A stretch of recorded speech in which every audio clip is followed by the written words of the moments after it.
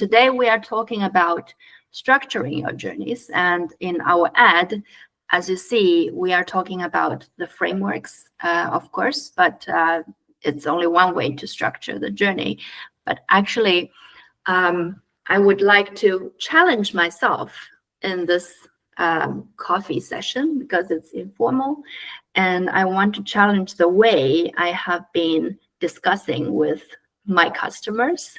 Maybe some of them will join, and see what new changes can we bring here. So I'm a bit excited about this. So let's start. About myself, Tingting Lin, principal journey management coach at TheyDo. So I help customers from mostly Europe, and in the early days also Europe, to set up to understand the journey management as a practice and set up the approach according to their context, and then last but not least, discuss how different features of TheyDo could help them reaching their goal, and so on. So that's basically me. And if you were here last week, Roseanne is in the same team as myself, so we are all very interested in discussing about journey management in general. So I've been with TheyDo for 2 years, and before that I have been working in different companies in Finland, mainly on customer experience and service design in also different industries like telecommunication, manufacturing, and so on. I also have experience in academia. So I have a Doctor of Science in Information System Science, and that's why I'm also very interested in understanding the research approaches and apply my expertise on qualitative research in the new contexts as well. So that's basically me. I'm from China, and I live in Finland. So that's me. But it's not about me, this session. It's really about the structuring of journeys. So when I'm reflecting, I would say for quite some time, we are talking about framework and structuring of journeys in general, with some quite fixed topics. So if you have come to my workspace sessions for the onboarding, this is a slide I always use for new customers to understand what are the most important topics to structure your workspace. And the most important thing is in the middle: the journey hierarchy, the taxonomy, and logic chain between insights, opportunity, and solution. So with this structuring in place, you would be able to standardize your building blocks, your journey templates, and then eventually you're able to manage different use cases and workflows with a structure. So that's what I have been talking with customers since 2 years ago. And this is also how your journey hierarchy should look like. If you are specifically interested about the journey framework and hierarchy, usually I would talk about this multi-layer hierarchy, and with the framework journey, macro, micro journey, or whatever you name it, and then to understand what kind of stakeholders are interested to see the outcome on each level of the journey, and what kind of teams you have to give input and contribute to each level of journeys, and so on. So these 2 slides are really what I usually talk about on the structuring of your journeys and on a multi-layer hierarchy.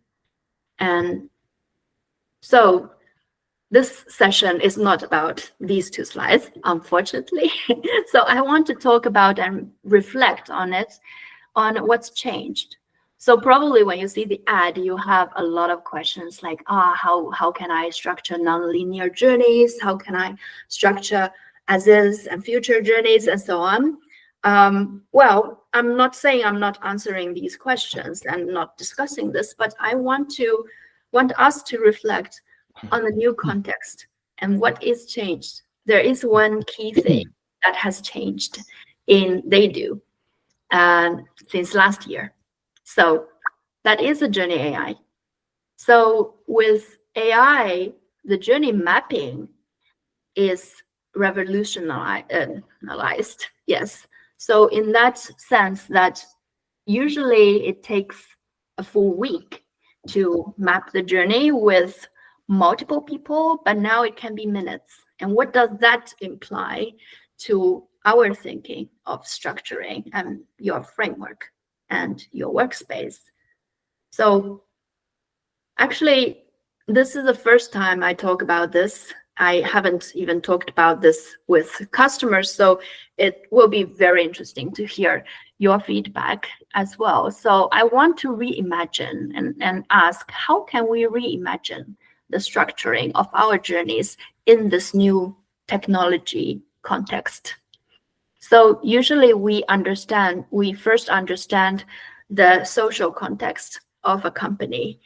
And of course, I always tell the customer, an opportunity is a problem statement from your business, not from a particular technology. But this time, because the change brought by AI is so big, we probably need to reflect on it in a generic level. And structuring is indeed one of the topics. And another reason I want to talk about this, besides AI, is also, as I have worked for years with our customers in different industries with different size and different geographic location, there's one common thing that has been bothering and making all of us frustrated, because the CX teams, they're working very hard, but it seems it's never ending to find the perfect structure. You can iterate it like for years, months and years, and still it changes, and still you can't fulfill some needs somewhere. And what can we do about it? So one risk there is, of course, as you iterate with the theory and structure, you delay the business impact.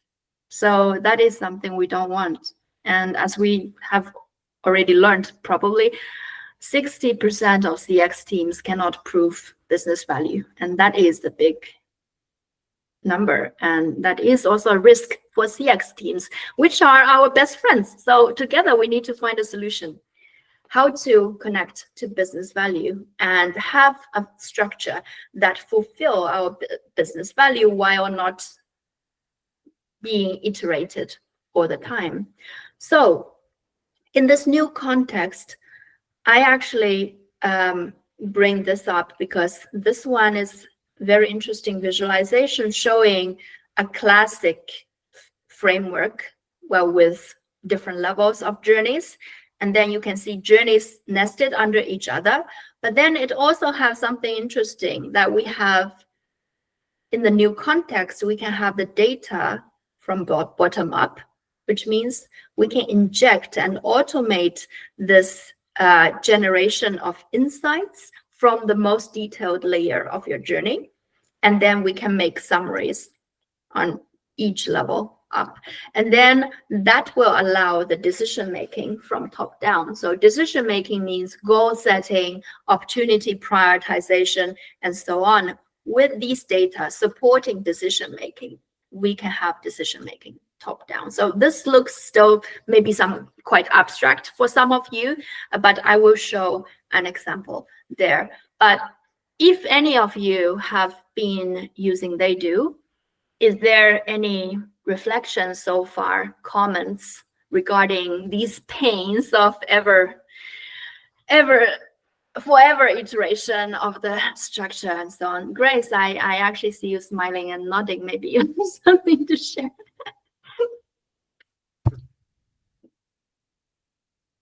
Cannot hear you. Oops. Maybe the microphone doesn't work. Well, we can wait a bit till you fix the technical stuff. Anyone else want to share? But now we can hear you. Great. Sorry. Sometimes, yeah, because I don't use Google Meet, I use Teams, so then the audio settings keep getting. But anyway, I was debating with myself if I should share or not, because I just got out of a meeting where we are aligning our level 0.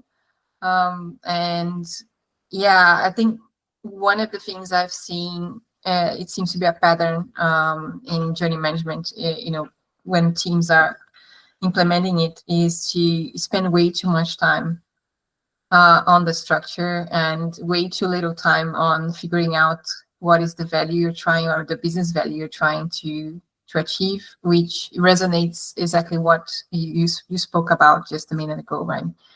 And I think, as much as we can, to focus on, okay, let's set a structure. Don't try to make it perfect. Just focus on progress and start getting your metrics in, and based on the data you have, right? Because that's where you start. Sometimes you will not have a level 0. Maybe you have only the buying the phone journey, as you mentioned there. Start from there. Start from where you have. That's at least my 2 cents. Excellent. That confirms the content I prepared would be relevant, at least for you. So anyone else want to reflect anything here before I proceed? My focus in mapping journeys has been from a behavioral standpoint. So thinking about it through a lens of sequence of user behaviors. So a little bit more kind of goal orientation. And I mean, getting to the, like, what do we do? I think it's been useful in terms of setting a context for prioritizing which user behaviors you're trying to influence or improve that are all customer centric. And then by focusing on those, you can get a little bit more to that kind of at least tactical wins that Grace is mentioning in terms of solving specific problems on behalf of customers to help them make progress.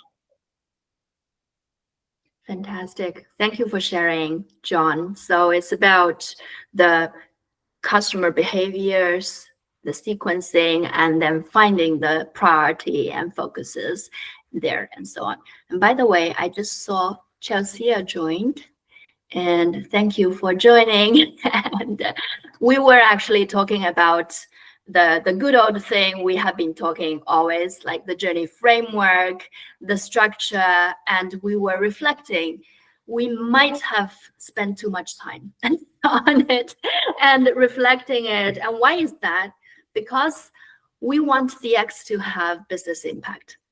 And that's the first thing we need to consider. So we first need to reflect on a business challenge. So what are we trying to achieve? In this business challenge example on this slide, you don't see NPS, you don't see customer experience, and is it like deviating from our purpose? And I have been selling this business challenge method with the customer for a while. And when I show it to CX teams, the first reaction is, well, without all these boxes, of course, they were saying, but this is operational goal for sales and marketing, not for us. And we are more on strategic level to bring better customer experience, right? That's all true. But then why does a company exist? Because they have business goals. They want to make profit and they want to save cost, right? So that is the truth for why a company exists. So CX teams as part of the company, of course, need to support the growth of a company as well. So it's really important. If we think CX is important, why is that? Because good customer experience can bring you growth. And all the CX teams should at least believe in that, right? So that's why we should take a closer look at the business challenges, and then we can decompose it into some components, and then we find, oh, this is actually relevant to our work. Like in this example, why is sales and marketing expense up 7%, whereas transaction rate still below target? So we see the insights that we have in our research probably can answer the why question. And then the sales and marketing expense may be indicating some part of the journey that is going wrong. And then the expense and the transaction rate, these are the numbers we can get from somewhere else. And what are we doing about it? It's the most important thing. When we are doing something, it is beyond mapping. We're doing management, right? I know there are a lot of discussion about what is the definition of journey management. We'll try to tackle that in a other context. But for me, the difference between mapping and management is really the action taking. And the action taking are usually outside of the CX team. So by connecting to the stakeholders outside of the team, we are able to make journey live and impactful and connect to the business challenge. And what if, after we have identified the business challenge, what can we do? Then we can ask different questions around different building blocks in journeys, right? So, for example, in journeys, well, do we have journeys around these topics of the business challenge? And where is the gap? And for the insights, do we have qualitative data from different places? Do we have a gap in the data? And who are collecting this data? How often are we collecting this data? How often are we updating the insights with the raw data? And so on. And then the metrics. Insights are qualitative data. Metrics are quantitative data, right? And then the metrics about measurable targets we need to achieve. And are we tracking it today? Do we even have the data? So these are sometimes outside of the CX team. You need to go to the data team to find out. And it's not always easy and straightforward. In some companies, you have data everywhere. So another contribution CX team can bring the holistic view of the quantitative data as well. Sometimes we think CX is more qualitative data, but no, we can be much more strategic by bringing quantitative data together. And then the opportunities, like I mentioned, and also solutions. Are we able to access the authority to prioritize the backlog? And do we have available resources to deliver these opportunities or to address these opportunities, right? So everything suddenly becomes CX related and very meaningful when you are connecting it to a business challenge. So Grace, like you just mentioned, the direction that you have been making effort is absolutely the more efficient way than iterating the journey framework and structure forever. So how can we do it? Is there any already good practices you have tried that can help you make it stick and connect to the business outcome or business impact? I would like to hear before I show you how I do it. I've found OKRs to be a really good metric to use in terms of connecting business and customer outcomes. It's the metric that most aligns business outcomes and customer outcomes to me. So I found that to be useful and productive in the past in terms of thinking of journeys as they relate to OKRs. That's interesting because I have been discussing OKRs with different customers, and one common question is, how do we structure OKRs in TheyDo? Well, the answer is TheyDo is a very flexible platform, so it's according to your business context, right? So in some companies, we see them using goals as objectives, and then the opportunity and solutions as key results. And in some other companies, we see they set some high level or, well, the right level of opportunities as objectives, and then the solutions as key results. So in TheyDo, the solutions implementation can be reflected on the metrics graph. Then you are able to actually track how these solutions are bringing the key results by changing the needle of the metrics and so on. So there was a question, in the chat from Erin. Does TheyDo have any metrics on how effective companies are in solving the business challenge example with TheyDo versus without? I can tell you because, well, we are still reflecting our way of working, our coaching. So this thinking is still quite new. And we do have some customers starting success in building a case, but we don't see a lot of end-to-end implementation yet. We have a couple of cases in place, but we would like to see more of this so that we can report back. But then, yeah, sorry. Thank you very much. Thank you. And I will, in a moment, show you how you can do it in TheyDo. And then, of course, all of you can reflect how we can do it without TheyDo. And that's totally okay. Because like when I introduce myself with a new customer, I say my first interest is journey management. I'll set that up. And then it's the tooling. And TheyDo is one of the tools, of course. And then you can decide like which tools actually can support you better. And Grace, you said you can use goals. Yes, it's an opportunity solution tree as well. But then with goals, like my personal take is that we are missing its linking with the metrics yet. So I'm trying to push the product team to have the linking, but it's actually in the plan. So when we have also the quantitative data linked to goals, I think that's where it's more impactful. So for now, you can build, of course, an opportunity solution tree with the goals and to model your OKR with goals, opportunity solutions, and so on. And then when we have the metrics linked, it will be much more powerful. Right.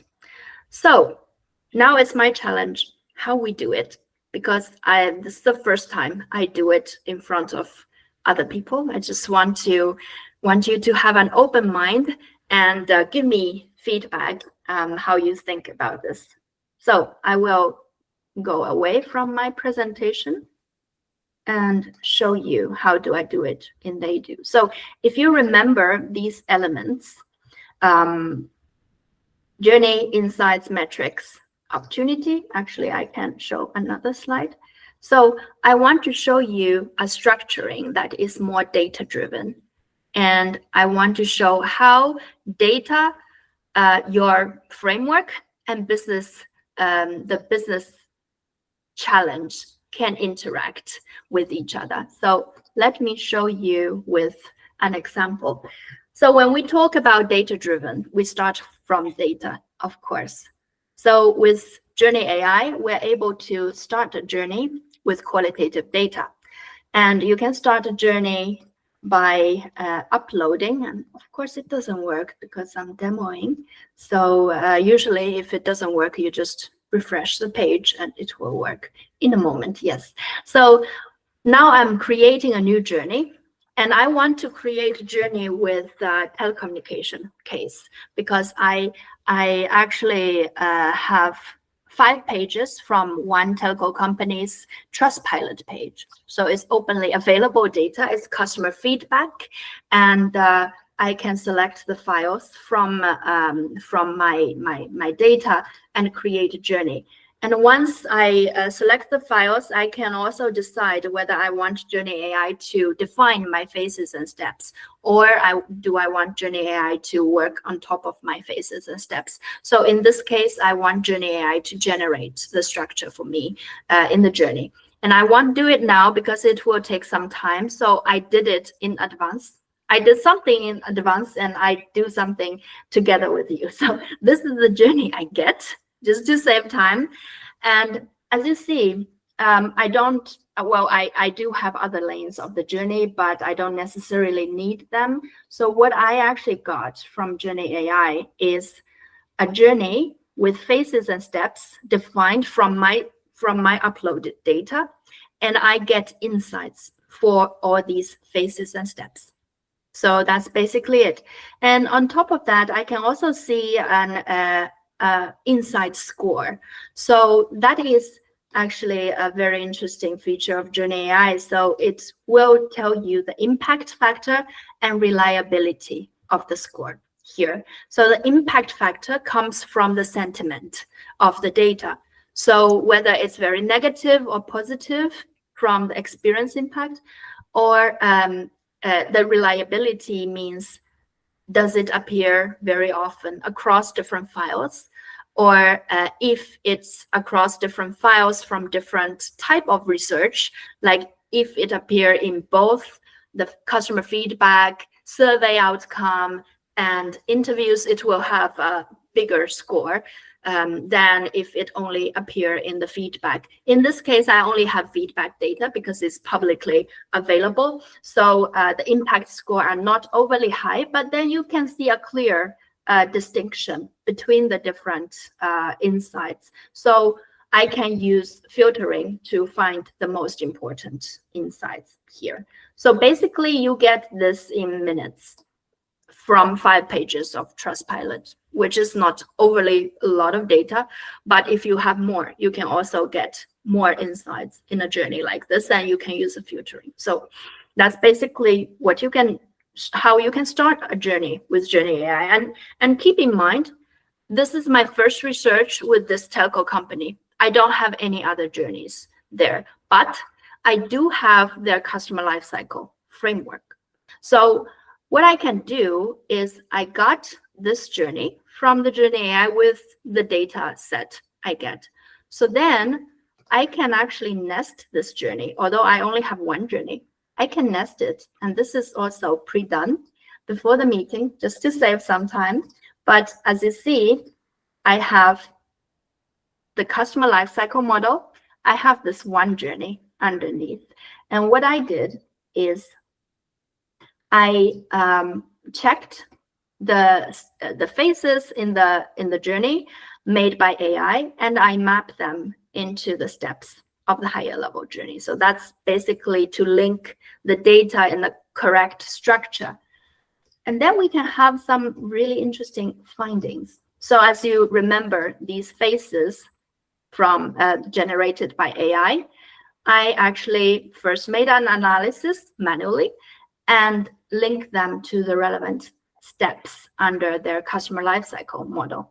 So the customer lifecycle is very classic as a telecom lifecycle, nothing special about that. But then with the nesting of the journey, we see some interesting findings. So first, I'm not a customer. I don't have any data there. And also, I leave. I don't have any data. And also in the middle here, I receive my product. I set up. I don't have any data there. At least I don't have a face. Maybe I have data, but I don't have a face. The uninvested journey. And then if we look at, I get support. I get my issue resolved. I have 3 phases underneath. And if we look at the 3 phases, encounter, issue, support, interaction, resolution, outcome, I have even 5 steps with a lot of data underneath. So these are interesting findings. And what can I do with these findings? And now I'm going to, I just leaked all the 3 points I have to all of you. But the first point is we can use data to iterate your framework journey, which means the customer lifecycle. So the data will tell you how is my lifecycle reflecting the customer experience.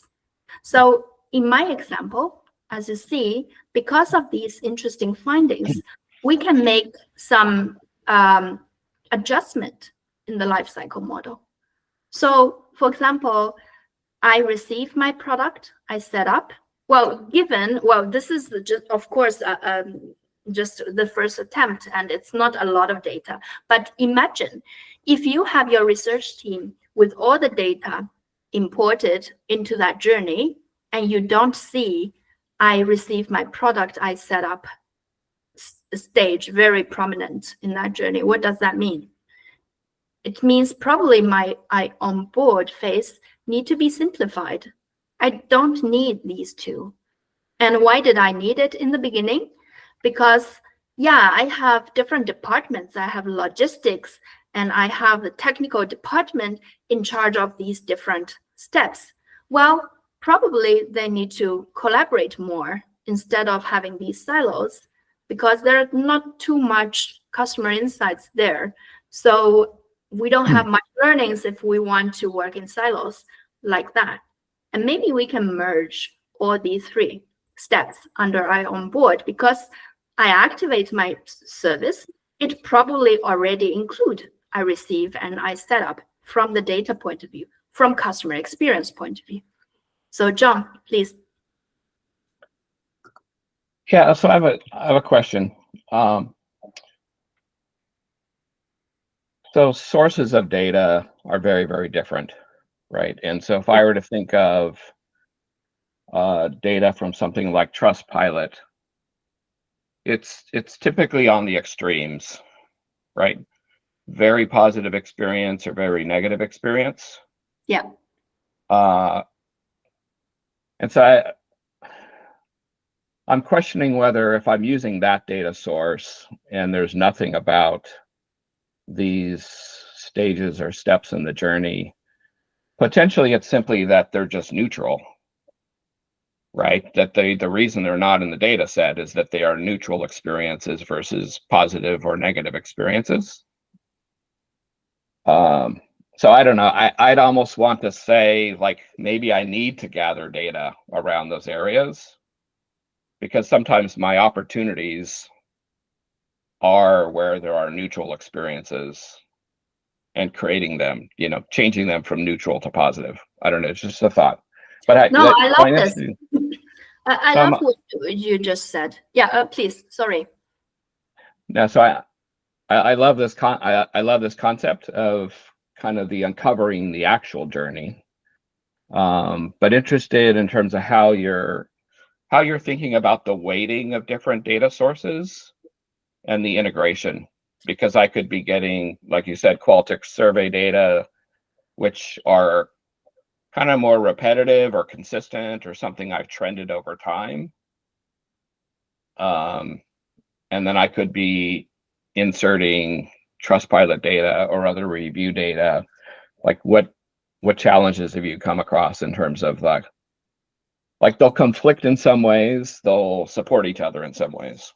Yeah, so that's not just with AI. So I have been a qualitative researcher, and yes, of course, we need to validate the assumptions or our interpretations across different data sources. And I love it that you raised it here. And this is not in any case a complete demo of what you can actually do. And actually, our Journey AI will prefer to have different type of sources. And here, as you see, this insight has a higher score than this insight, because this insight has these quotes from 2 files, whereas if I see in this insight, it has many more quotes from 4 different files. So all these files are still from Trustpilot, because that's a limitation of my data.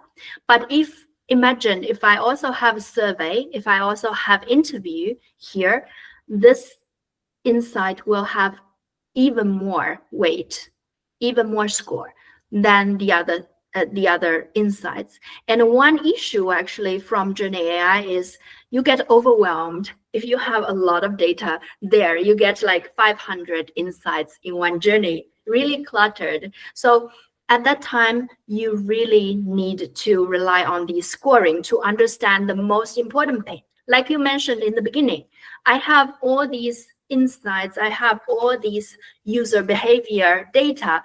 Which ones should I prioritize? So with Journey AI, actually, it prioritizes for you regarding the sentiment and regarding the sources. So for this journey, for example, I can filter the insights from top 10 scores. So then I immediately have a more cleaner journey and understand which steps are with more important insights than the others. So yeah, But across the weight of the different sources, I think that's a very interesting topic. I will also bring back to our product team. Currently, we are having the weight of or scoring of these insights based on the diversity of the input files and input types. But to set a weight across different the source files would be also interesting indeed. Thank you for bringing that up. But then suppose this is complete data set. Let's say we have all data in the world and we still see the ion board stage is empty. That means you really need to change your lifecycle model. So these two steps might be merged into the other step. So we can take them away. We can delete these steps and make your life cycle much more clean. But then on the other hand, you probably also can question, what about the scope of our research? Because we have a big churn problem, for example, but we don't have any research on I leave and before customer become our customer. So this might not be the gaps from my framework or life cycle. These might be the gaps of the research. So you probably reshift the direction of your research as well, right? So this is how you can let the journey emerge, like you just mentioned, and then inform your existing life cycle model. And then we talked also about the business challenges and what can business challenges tell us? So first, we can use our business challenge to find gaps in our data. We can also use data to validate your business challenge. So how can we do that? Just do it very quickly. So if our business challenge is why is sales and marketing expense up and transaction rate down? So I have added these metrics here, and we see about sales and marketing expense is basically I select service and maybe a little bit about I become aware as well. And transaction rate happens at this stage. So our business challenge are really focusing on this stage. And if we look at the data, we do have some insights. Well, if I take away the filter, we do have some good amount of insights here, but we only have one step underneath. We only have one phase. Does it make sense? And especially if we make more research and we also see the scoring are not so high. So one thing we can do is we can increase the research in this area. And what we can do is we can also focus on this phase as a microjourney instead of having it lost in this big journey. So what I can do is I can just duplicate this journey, and then I can make one microjourney focusing on the service selection and focusing on our business challenge of the sales and marketing problem versus transaction rate. So after we have copied the journey, so you can simply just delete other phases and we can focus on this first phase. Oh, I have some technical problem here, but basically what I wanted to do is just delete all the other phases and focus on this one. And then we can, because we have a lot of insights, we can also open up this phase, or we can even add new phases there to understand more nuances about the service selection journey. We can see, okay, the customers are struggling with the transparency of information. They're having the aggressive advertising problem and so on. We can open this up into different phases and steps, and then we can nest that under this step. So then we can see much more nuances from the high level, and we can even find some insights relevant for the first step as well. So we can stretch it under the different, sorry, because of this technical problem, I cannot show you how this can be done. But then basically, if I have a journey ready, I can basically nest them also again under here. I don't know what is the problem. It doesn't work now, but you understand. You can chop down this journey into different micro journeys there, right? So that's how we can find the micro journey for the business challenge. So it's not necessary always to have the full journey atlas in place, but you can find your first journey to focus on with data and with your business challenge, right? And the last point I want to make, I know we don't have much time left, and I want you to have time to ask questions. Grace, you have a question. You can ask now. No, it was just a comment on validating what you just shared about creating the micro journey and so on and so forth. And it was exactly the approach we had back in a former company, the Lego Group, when we were just starting implementing. We started with the end-to-end colleague journey, and because onboarding was a big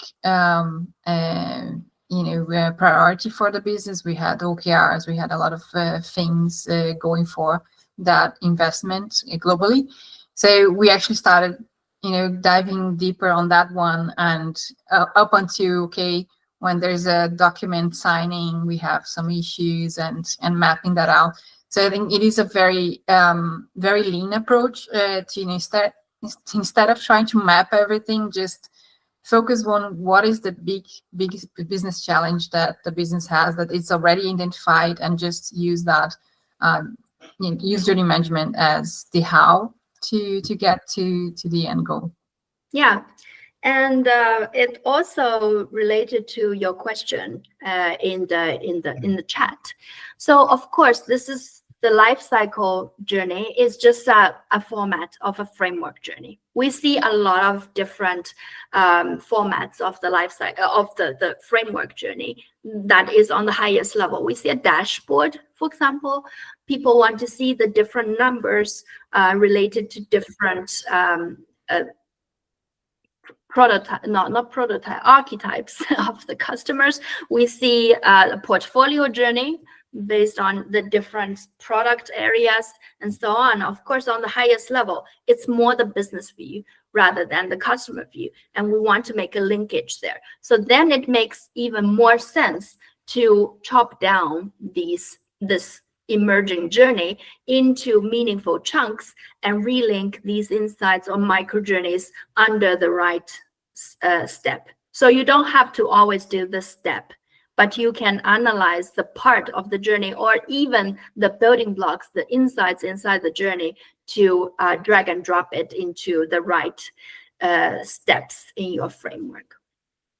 So John, please. Yeah, I'm newer to TheyDo, but I guess I have a question in terms of when I'm ingesting data. So what you showed is ingesting data to inform insights to a journey that's already established. But let's say I have that scenario that Grace mentioned where, like, I realize that the granularity of looking at onboarding is too high level. Can I, if I were to go interview people, can I take the ingestion of those interviews and ask TheyDo to create that micro journey from the interviews? Like that becomes my... Yes. So it's ingesting for journey definition versus ingesting for insights, or combination, I'm assuming. Yeah, so if you have already an existing journey or an existing structure of phases and steps of a micro journey, for example, I become aware journey here with phases and steps. You can then ingest the insights from here. So then if you upload file or mine your insights from your repository, these insights generated will be automatically populated across the phases and steps you define. So there are two ways to do it. One is to let AI generate the phases and steps for you. let the journey emerge. Another way is if you already have a structure, a journey atlas, you can generate the insight, or you can enrich the journeys with insights. And that also applies to existing journeys. If you have existing journey with already insights manually added, these insights become contexts for Journey AI to learn and to generate even more relevant insights. And AI can also enrich existing insights there as well. Yeah, so don't worry if you already have a rather perfect structure. You don't have to do things from scratch like this. You can also enrich your journeys there. So then I was going to talk about, yeah, thank you. If some people need to already drop, that's fine. But I have last 2 points. Use a business challenge to find gaps in the data. That we already mentioned. And you can also use a business challenge to restructure your journeys. Like I just showed, you can restructure a micro journey there. And use data to validate your business challenge. What does that mean? I have a business challenge from our company goal about the sales and marketing and about growth. But then actually in the journey, I find the most insights lies in the issue and support area. And as you see, these I get support phase and steps are really cluttered with a lot of insight. And we even have 3 phases in this generated journey. So that means I could probably open up the steps of I get support to make it more prominent on this higher level as well. And then leadership can also see the importance of this phase and could rethink the business challenge. For example, we can rethink we are getting too many customer support calls and the resolution time is too long. So customer experience goes down, our operation cost goes up. So that could also be a business challenge that CX team can identify from the data and propose to the leadership. And then you can also iterate your customer lifecycle with these insights as well. So as you see, with this new approach, you can really start with the most important thing and create the micro journeys according to the focus of the business. You can also give feedback back to the business and propose the more important or other business challenges we perhaps can also focus on. So that's basically what I wanted to show you. Of course, you can then review opportunity and have the summary of insights from the nested journeys, but I think that's just technical thing. You can try and play with yourself. The most important message here is that, well, we don't necessarily want to change the way you structure your journey. It will still be the same, if you remember the slide before. But then it's more data-driven, and you don't need to iterate with everyone before, like in theory, again and again, but show them some concrete example, and maybe they can give you more valuable input, and then you can have a much better and accelerated way to build your framework. So eventually, you should be able to see some journeys like this with all the elements in place to support the business decision making. Heather? It sounds like when, John, you mentioned when you have a lot of neutral data, it sounds like the neutral data is not, well, yes, it's great to, all feedback is great feedback. When it's not aligned to the main business impact, it becomes less, I want to say like it's all important, but less important. And that's why you're able to like delete those columns or merge those columns, because that information isn't like the really important information that's going to solve those business challenges. Is that right? Yeah, Makes sense. exactly. So let data inform your framework and also reflect your framework with the data. And you can find gaps in the data sometimes as well. Because let's Thank you. remember, our experience when building the framework is not always useless. Well, we have experience, we know what we are doing, but then we also learn from the data continuously. So that's basically all I wanted to show. And is there any more questions? So Grace, you have 2 questions about the upper level examples. And I want to share that our enterprise team is actually building a reporting view.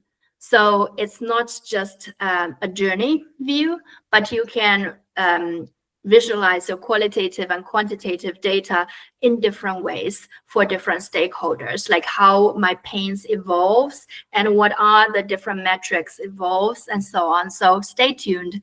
It's upcoming in Q1.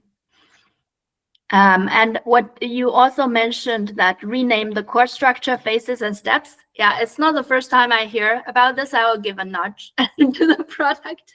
But for now, you have to live without phases and steps for a while. Yeah. And Erin also have the question, what's the best way to see the top level priority in TheyDo? A list of tasks that link back to the journey. So basically you have different elements. You can see the numbers here, and you can also see how your solution implementation are pushing the needles of these metrics. But then you're also able to see, which is not shown in this picture, how our opportunity and solutions are progressing. So if you have the linkage between opportunity and solutions in place and have the statuses up to date, then you're able to see the progress bar as well. So then we can have different interpretations from different levels, how we are doing with the journey, not only with the number, but also with the action. So hopefully this answers the question. Okay, that's great. So Yeah. basically, you had mentioned clicking into each individual phase then, and then you see the sidebar there that comes in with additional detail. Actually, let me show you if I have an example there. So if I have opportunity and solutions in place, like in this journey, you don't have to click into, but you are able to see from this journey view how my opportunities and solutions are progressing. So you can even see which solutions are linked as children to an opportunity. So you will see like how much we have progressed towards solving the problem itself. Yeah, sounds good. Yeah, I would love to see a threaded view of all of the issues prioritized together by weight, so that it pops a little bit more. And I can see what you're saying, though. You can go into the individual phases, so that's good. Yeah, but then with the opportunities, actually you're able to see all the opportunities in the journey or all the opportunities even in your workspace. And then Okay. you can have a matrix view to compare across them. So with or without journey context. Okay, great. Thank you. Thank you. All right, so we have used our time. Thank you so much for such a great interactive session. And Charlotta, you probably want to mention something. I will reshare and we can. Yeah, thank you. Yeah, if there are no more questions, I think we can wrap up here. And thinking if we can share the slide, that we would also like to invite you to our upcoming coffee chat that is happening on March 6th in 2 weeks, hosted by Matt Haney, our enterprise account executive, and he will be talking about the change management, building the case, and driving support.